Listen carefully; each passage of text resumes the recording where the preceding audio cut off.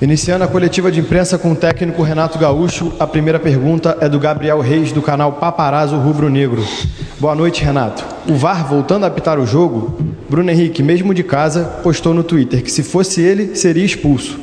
Agora, como explicar Rodinei na ponta, tendo Kennedy no banco? E para que colocar 3 zagueiros e 3 volantes, se o Flamengo, no primeiro tempo, jogando ofensivo, ditou o ritmo do jogo? Bom, é muito simples, né? É o que eu falo. As pessoas têm todo o direito de perguntar, mas não têm as informações nossas aqui dentro. O Kennedy, por exemplo, viajou com o tornozelo inchado. Ele havia machucado ontem no treino. E durante o intervalo do jogo, no momento que ele estava aquecendo, ele avisou a comissão técnica que não tinha as mínimas condições de entrar em campo, que o tornozelo dele estava inchado e estava bastante dolorido. Então, não sei se vocês viram na televisão que quando começou o segundo tempo ele tirou a chuteira e começou a fazer o tratamento. Então, o Kennedy...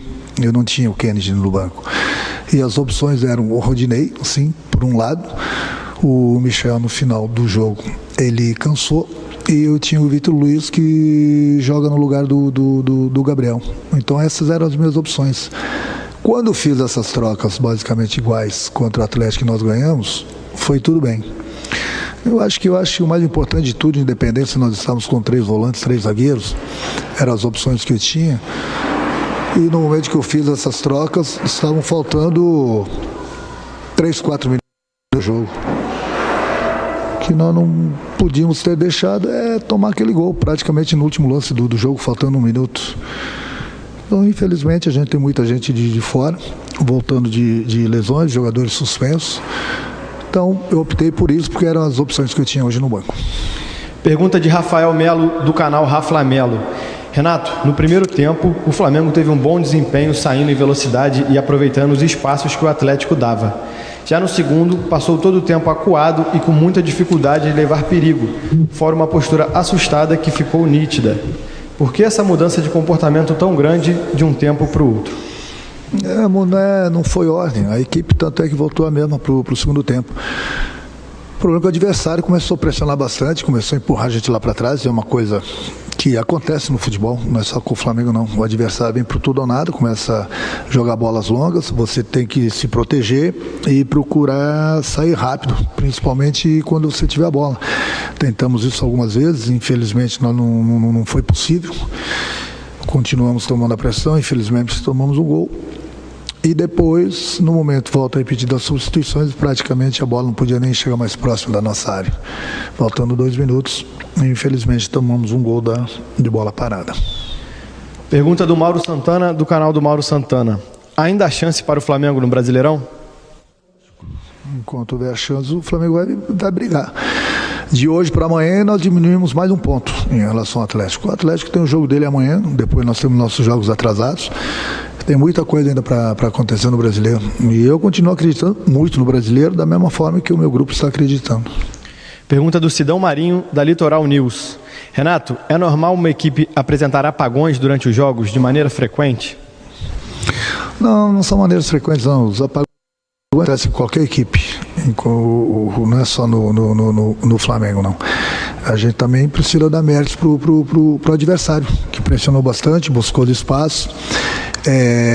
Tem um time bastante entrosado, praticamente a equipe joga sempre a mesma, juntos, então tem entrosamento, principalmente nas bolas aéreas, nas bolas longas.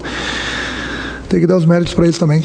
Eu levo em consideração que deu apagão no time do Flamengo. O time do Flamengo brigou, lutou durante os 90 minutos. Pergunta do Gustavo, do canal Gustavo Henrique dando choque. Renato, de quem é a responsabilidade do empate? Da arbitragem ou do time? Não, se eu for falar aqui da arbitragem, tem 2 coisas. As pessoas, uma que eu não gosto de falar de arbitragem. Outras pessoas vão falar que é desculpa. Mas hoje a arbitragem passou dos limites. Hoje ela passou dos limites. Na expulsão do jogador, o Kaiser, ele devia ter sido expulso. Foi uma agressão, por cima e por baixo. Tanto é que o juiz expulsou na hora. Aí mais uma vez, o VAR entrou em ação.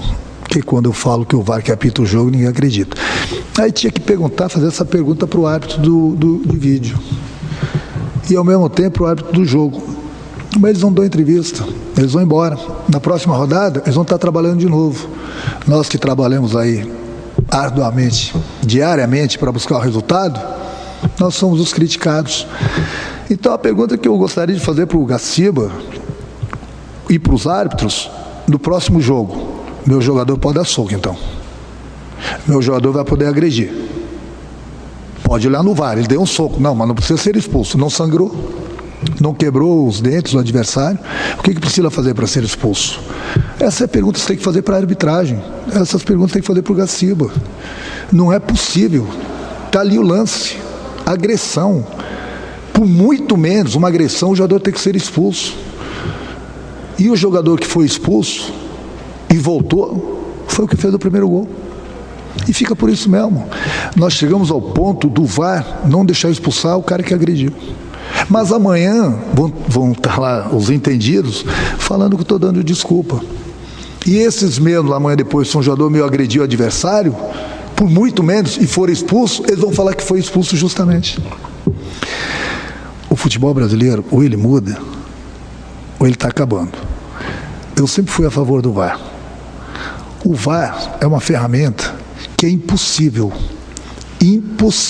você errar. Então, para você ver o quantas pessoas estão trabalhando no VAR incompetentes. Porque não é possível, não estou falando só do jogo do Flamengo, não é possível você ter todo o lance, de todos os ângulos, e você conseguir errar. Não é possível. Não é possível. Sinceramente, não é possível. Ou se muda isso, ou o VAR vai continuar apitando o jogo. Eu gostaria de saber o árbitro do VAR hoje, num próximo jogo, se ele estiver apitando e tiver uma agressão dessa dentro do campo, você não vai expulsar o jogador. Eu gostaria de saber isso.